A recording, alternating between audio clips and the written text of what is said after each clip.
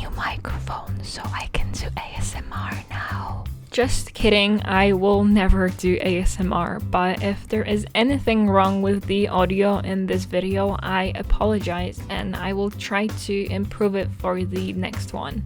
Anyway, Happy New Year! Yes, I know it's been more than 2 weeks already, but for my first video of the year, I prepared a story time, sort of.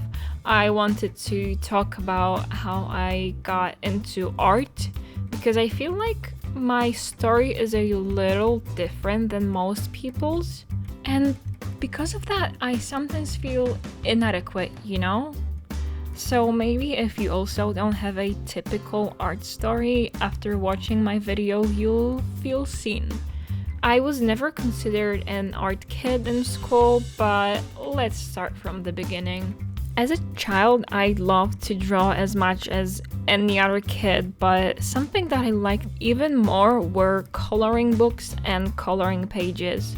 I remember there were these huge books printed on a brown paper, and in a corner I think there was an example of how you can color it. I'm not entirely sure, but I don't think I'm making it up. I have this really vivid memory of me working on it. These were my favorite. Also, my mom was into art as well, so she would tell me about great artists, and I remember trying to recreate their art. Specifically, I can recall working on Van Gogh's sunflowers and that horse that Picasso drew in only one line. Later on, I found out about the witch comics when I was in second grade, so I was like 7 or 8. So I started drawing that, and I also remember my mom bought a block of tracing paper, the clear one, and I went crazy with it.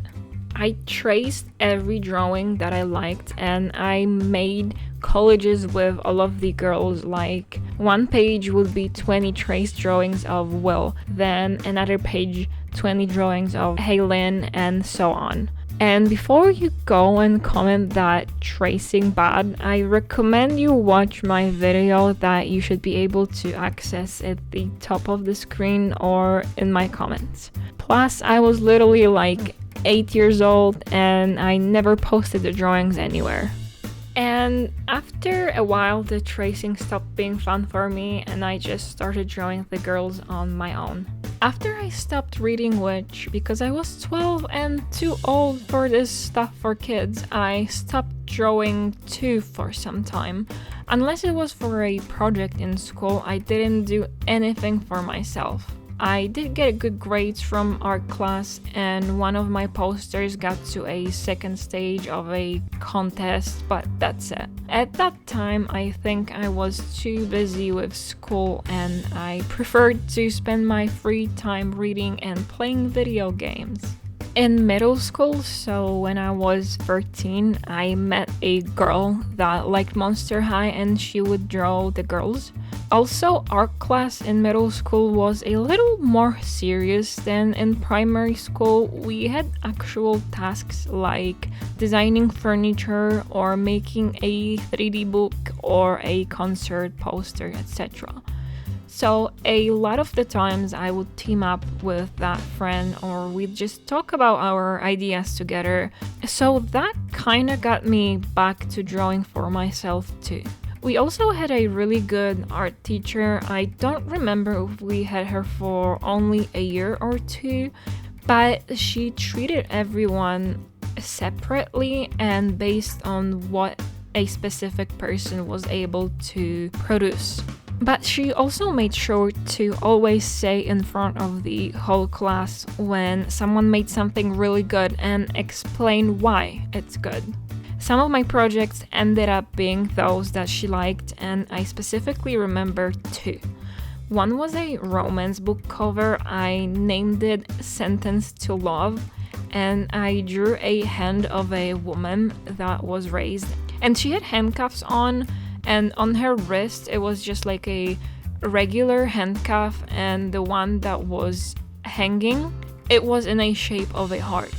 I was really proud of it, and when she said that she could see it as an actual published cover, that made me really happy. The other one was the 3D project, and for that I made a pop-up book of my cat. It was hung on a board in the middle of the school, and she said that at the end of the year, during our last class, she would give them back to us. She never did, and I went to that last class specifically because I wanted the book back. Now I know I just should have grabbed it after graduation. I mean, what would they do to me? Expel me? So besides the art class, in my own time, I started drawing again, like I said, kind of. See, I've always had problems with anxiety, and if something wasn't going as I wanted from the start, I would drop it. So I drew my first drawing, a portrait of a celebrity, and then I didn't draw anything else for like a month or more because I was afraid it would be bad. And I would just operate like this for years. I would start drawing 2 lines in, I would decide it's gonna be bad, and then I drop it. And because I was drawing realistic portraits, they took hours upon hours of work.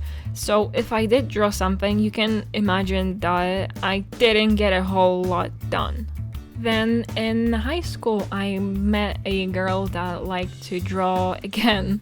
I guess my story arc was never the art kid, but the art kid's sidekick.